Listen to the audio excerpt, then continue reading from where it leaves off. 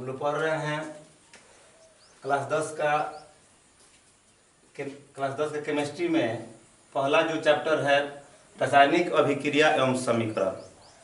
तो हम लोगों ने इसके पिछले वीडियो में देखा था रासायनिक अभिक्रिया का डिफिनीशन, उसका एग्जाम्पल। आज हम लोग देखने जा रहे हैं रासायनिक समीकरण। रासायनिक समीकरण क्या है इसको पढ़ेंगे। संतुलित और असंतुलित रासायनिक समीकरण क्या है, असंतुलित रासायनिक समीकरण को संतुलित कैसे किया जाएगा, इसको आज हम लोग देखेंगे। तो देखिए रासायनिक समीकरण का डिफिनीशन क्या है। देखिए रासायनिक अभिक्रिया में भाग लेने वाले पदार्थों के संकेतों एवं सूत्रों की सहायता से उस अभिक्रिया के संक्षिप्त निरूपण को रासायनिक समीकरण कहा जाता है। अगर इस शब्द समीकरण का प्रयोग करेंगे तो बहुत बड़ा होगा, इसमें और परमाणुओं की संख्या का ठीक से निरूपण नहीं कर पाएंगे हम सब। जैसे हाइड्रोजन और क्लोरीन के मिलने से क्या बनता है, हाइड्रोजन क्लोराइड। तो इसका रासायनिक समीकरण क्या होगा, H2 + Cl2 बनेगा क्या, HCl। हाइड्रोजन क्लोराइड या हाइड्रोक्लोरिक अम्ल इसको बोलते हैं। जैसे और देखते हैं कार्बन + ऑक्सीजन, इससे बनता है कार्बन डाइऑक्साइड। इसके लिए हमको पदार्थों का संकेत और उनका सूत्र समझना चाहिए। 9th क्लास में आप लोग पूरा डिटेल से पढ़ चुके हैं। तो तत्वों के संकेत को, उनके सूत्रों को है ना, ये पढ़ा जा चुका है। तो अब देखें हम लोग इसमें कि रासायनिक समीकरण का निरूपण कैसे किया जाता है। देखते हैं हम सब रासायनिक समीकरण को कैसे लिखा जाता है। कुछ बातों को इसमें हमको ध्यान रखना है हमेशा। जैसे देखिए अभिकारकों के संकेतों या सूत्रों को तीर चिन्ह के बाईं ओर, जबकि जो उत्पाद बनते हैं अभिक्रिया के फलस्वरूप उनको तीर चिन्ह के दाईं ओर लिखा जाता है। अगर एक से अधिक अभिकारक या प्रतिफल हो तो उनके बीच में प्लस का चिन्ह रहता है, ये याद रखना चाहिए। जैसे हम देख लेते हैं कैल्शियम ऑक्साइड और कार्बन डाइऑक्साइड, ये क्या अभिकारक है, एक से अधिक है तो इनके बीच में कौन सा चिन्ह दिया गया है, जोड़ का चिन्ह दिया गया है। इनके फलस्वरूप बना है क्या, कैल्शियम कार्बोनेट, ये क्या है, प्रतिफल है। रासायनिक अभिक्रिया को ठीक से समझने, रासायनिक समीकरण को ठीक से समझने के लिए कुछ संकेत हैं जो कि हमको आना चाहिए। देखिए ये जो तीर का चिन्ह होता है, यहाँ पे देखें रासायनिक समीकरण में जो तीर का चिन्ह प्रयोग किया जाता है वो रासायनिक समीकरण की दिशा का निरूपण करता है। इसीलिए यहाँ पे बराबर का चिन्ह हम लोग प्रयोग नहीं करते हैं, तीर के चिन्ह का उपयोग किया जाता है। अगर रासायनिक अभिक्रिया के फलस्वरूप गैस उत्पन्न हो तो उसके लिए अप एरो, अगर रासायनिक अभिक्रिया के फलस्वरूप ठोस अवक्षेप बनता हो तो वहां पे डाउन एरो का प्रयोग किया जाता है। रासायनिक अभिक्रिया में भाग लेने वाला अगर गैस हो तो उसके लिए G, अगर ठोस हो तो S, द्रव हो तो L, और अगर जलीय विलयन हो तो AQ यानी एक्वस का संकेत दिया जाता है। तो हम लोग देखते हैं रासायनिक समीकरणों के प्रकार। एक होता है संतुलित रासायनिक समीकरण, बैलेंस्ड केमिकल इक्वेशन। वह रासायनिक समीकरण जिसमें तीर चिन्ह के दोनों ओर परमाणुओं की संख्याएं समान हो संतुलित रासायनिक समीकरण कहलाता है। मतलब कि अभिकारक और प्रतिफल में परमाणुओं की संख्या क्या होनी चाहिए, बराबर होना चाहिए। जैसे 2H2 + O2 बनता है क्या, जल बनता है 2H2O। देखेंगे इसके बाएं तरफ कितना, हाइड्रोजन की संख्या कितनी है, 2 दूना 4 है, और ऑक्सीजन कितने हैं, 2 है। यहाँ पे हाइड्रोजन कितना है, 4, और ऑक्सीजन 2। यानी कि तीर चिन्ह के दोनों ओर हाइड्रोजन और ऑक्सीजन परमाणुओं की संख्याएं क्या है, समान है, अर्थात यह क्या है, संतुलित समीकरण है। एक और यहाँ पर दे देते हैं H2 + Cl2 बन गया 2HCl। तो हाइड्रोजन यहाँ पे 2 है, क्लोरीन कितना है, 2 है। यहाँ पे देना हाइड्रोजन 2 और क्लोरीन 2। यहाँ पे जो गुणांक होता है वो प्रत्येक परमाणु के लिए होता है। तो दोनों तरफ हाइड्रोजन और क्लोरीन के परमाणुओं की संख्या बराबर है, अर्थात यह क्या है, संतुलित रासायनिक समीकरण है। अब देखते हैं असंतुलित रासायनिक समीकरण, अनबैलेंस्ड केमिकल इक्वेशन।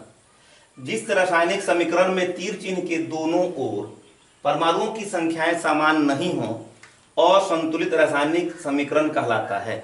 मतलब कि अभिकारक और प्रतिफल में परमाणुओं की संख्या इक्वल नहीं हो अगर, तो क्या कहेंगे, असंतुलित रासायनिक समीकरण कहा जाएगा। जैसे में मैग्नीशियम और ऑक्सीजन के मिलने से Mg + O2 बना MgO, मैग्नीशियम ऑक्साइड।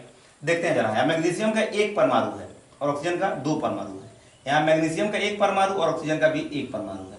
यानी LHS और RHS में परमाणुओं की संख्या क्या है, समान नहीं है, अर्थात यह क्या है, असंतुलित रासायनिक समीकरण है। यहाँ पे देखते हैं हाइड्रोजन और ऑक्सीजन, यहाँ बना H2O, हाइड्रोजन कितने हैं 2, ऑक्सीजन 2, यहाँ पे हाइड्रोजन 2 और ऑक्सीजन 1 है, यानी कि यहाँ पर भी दोनों ओर परमाणुओं की संख्या समान नहीं है, यानी कि असंतुलित रासायनिक समीकरण है। अब जरा हम देखते हैं कि इस असंतुलित रासायनिक समीकरण को संतुलित कैसे करेंगे, ये हम इसको क्लियर करने जा रहे हैं। देखिए अब हम लोग पढ़ जा रहे हैं कि रासायनिक समीकरणों को संतुलित करना है, ये सीखना है हमको इसमें। तो पदार्थ की अनस्वरता का नियम कहता है कि रासायनिक अभिक्रिया में पदार्थों का न तो निर्माण होता है न ही नाश होता है। मतलब कि रासायनिक अभिक्रिया के पहले जितने ही परमाणु भाग लेते हैं, रासायनिक अभिक्रिया के बाद उतने ही परमाणु बनते हैं। यानी रासायनिक अभिक्रिया के पहले और बाद में परमाणुओं की संख्या बराबर होनी चाहिए, है ना। जैसे CaO प्लस CO2 CaCO3 रासायनिक अभिक्रिया के पहले कैल्शियम ऑक्साइड और कार्बन डाइऑक्साइड बना क्या, कैल्शियम कार्बोनेट। यहाँ पे कैल्शियम कितने परमाणु हैं, 1, ऑक्सीजन का 1, कार्बन का 1, यहाँ पे ऑक्सीजन का 2 है, तो कितने हो गए देख लेते हैं। कैल्शियम, ऑक्सीजन और कार्बन, कैल्शियम 1, ऑक्सीजन 2, 1, 3 और कार्बन कितना है 1 है। और RHS में कैल्शियम कितना है यहाँ पे 1, ऑक्सीजन कितना है 3 और कार्बन कितना है 3 है। यानी कि रासायनिक अभिक्रिया के पहले और बाद में दोनों में परमाणुओं की संख्या क्या है, बराबर है। तो ये क्या है, संतुलित रासायनिक समीकरण है। यहाँ पे ये एक बात जरा समझेंगे, इसके लिए रासायनिक अभिक्रिया में भाग लेने वाले जो पदार्थ हैं उनका संकेत और सूत्र, अणुओं की संख्या, परमाणुओं की संख्या, ये आपको समझना पड़ेगा पहले ठीक से। 9th क्लास में आप लोग ठीक से पढ़ चुके हैं। जरा देखेंगे हम क्या क्या कर सकते हैं इसके लिए। जैसे लिखा हुआ है H2O। अब जरा बताइए, यह एक मोलिक्यूल है, अणु है, जल का एक अणु है। इसमें परमाणु कितने हैं, हाइड्रोजन 2 परमाणु, ऑक्सीजन 1 परमाणु। अब जरा देखते हैं, अगर इसमें हम 2 से गुना कर दें यहाँ पे, तो जरा बताइए अब हाइड्रोजन कितने परमाणु हो गए, ये हो गए जल का जो हुआ 2 अणु हो गए। जल कितने अणु, 2 अणु। और हाइड्रोजन के कितने परमाणु हो गए, 2 2 4, और ऑक्सीजन में कितना 2। ये जो गुणांक होता है वो सभी परमाणुओं के लिए होता है। जब यहाँ पे देखेंगे CaCO3, इसमें कितने परमाणु हैं, कैल्शियम, कार्बन और ऑक्सीजन। कैल्शियम का 1 परमाणु, कार्बन का 1 परमाणु और ऑक्सीजन का कितना परमाणु, 3 परमाणु। ये मिलकर चूना पत्थर के एक अणु का निर्माण कर रहे हैं। यहाँ पे जो लिखा रहेगा वो अणु की संख्या बतलाएगा, और जो नीचे दिया हुआ है वो क्या है, परमाणु की संख्या। तो बैलेंस करने में हम क्या करेंगे, अगर लिखा हुआ है H2O, तो हम यहाँ पे 3 या 4 नहीं लगा सकते हैं, या नीचे गुणांक नहीं कर सकते। नीचे हम कोई भी अंक जो है वो क्या निरूपित नहीं कर सकते हैं। जब भी निरूपण किया जाएगा चेंज करने के लिए, तो यहाँ पे गुणांक का यानी कि अणुओं की संख्या में हम लोग चेंज करेंगे। तो इसके लिए हम लोग देखते हैं कैसे चेंज किया जाए, कैसे संतुलित करते हैं, इसको देखते हैं हम लोग। अभी हम लोग देख रहे हैं इसको बैलेंस करना है, असंतुलित समीकरण को संतुलित कैसे करेंगे। देखते हैं अनुमान द्वारा, हिट एंड ट्रायल मेथड, इसके द्वारा। पहले ही आपको बताया चुका है कि x, y अगर कोई अणु है, मोलिक्यूल है, तो इसमें ये परमाणुओं की संख्या, इसमें हम क्या करेंगे, यहाँ पर कुछ अंकित नहीं कर सकते हैं, परमाणुओं की संख्या में चेंज नहीं करेंगे। जब भी कुछ निरूपित करना हो, गुणांक करना हो, तो यहाँ पे गुणांक के रूप में लिखा जाएगा, है ना। तो जैसे एक इक्वेशन दिया गया, इसको इसी पर आप लोग समझ जाएंगे कैसे बैलेंस किया जाएगा। दिया हुआ है मैग्नीशियम हाइड्रोक्लोरिक अम्ल बन जा रहा है मैग्नीशियम क्लोराइड और हाइड्रोजन, इसको कह रहा है कि इसको आप संतुलित करिए। तो सबसे पहले क्या कर लेते हैं, बायां पक्ष LHS और RHS में देख लेते हैं कि कितने परमाणु मैग्नीशियम के हैं, हाइड्रोजन है और क्या है, क्लोरीन है। रासायनिक अभिक्रिया के पहले मैग्नीशियम 1 है, हाइड्रोजन भी 1 है और क्लोरीन भी कितना है 1 है। रासायनिक अभिक्रिया के बाद मैग्नीशियम कितना है 1, क्लोरीन हाइड्रोजन कितना है 2 और क्लोरीन भी कितना है। देखिए रासायनिक अभिक्रिया के पहले मैग्नीशियम 1, हाइड्रोजन 1, क्लोरीन 1। रासायनिक अभिक्रिया के बाद मैग्नीशियम 1, क्लोरीन 2 और हाइड्रोजन भी 2 है। यानी कि हाइड्रोजन और क्लोरीन क्या है, बैलेंस नहीं है। तो क्या करते हैं कि हाइड्रोजन में 2 से गुना और क्लोरीन में 2 से गुना। हाइड्रोजन और क्लोरीन यानी हाइड्रोजन और क्लोरीन दोनों एक ही जगह पे हैं, तो यहीं पे हम लोग 2 से गुना कर देंगे। तो देखिए हमारा क्या हो रहा है, ये Mg+2HCl, हाइड्रोजन और क्लोरीन दोनों एक जगह पे आते हैं, हमने गुना कर दिया। दाहिने साइड में कुछ नहीं करना है, यहाँ पे देखिए हमको बाएं तरफ गुना करना था। तो MgCl2+H2। अब जरा देखते हैं तो बाएं पक्ष में मैग्नीशियम 1, दाहिने पक्ष में भी मैग्नीशियम 1 है। यहाँ पे हाइड्रोजन 2, यहाँ भी हाइड्रोजन 2 है, यहाँ पे क्लोरीन 2, यहाँ भी क्लोरीन 2 है, अर्थात यह संतुलित रासायनिक समीकरण है। एक और इक्वेशन देख लेते हैं हम सब कि AlCl3 कैल्शियम हाइड्रोक्साइड है, ये AlOH होल ट्राइस है, ये CaCl2, इसको कैसे बैलेंस किया जाएगा। तो देखते हैं LHS और RHS, एल्युमिनियम है, क्लोरीन है, कैल्शियम है और ये OH है। बाएं तरफ में एल्युमिनियम कितना है 1 है, क्लोरीन कितना है 3 है, कैल्शियम कितना है 1 है और OH कितना है 2 है।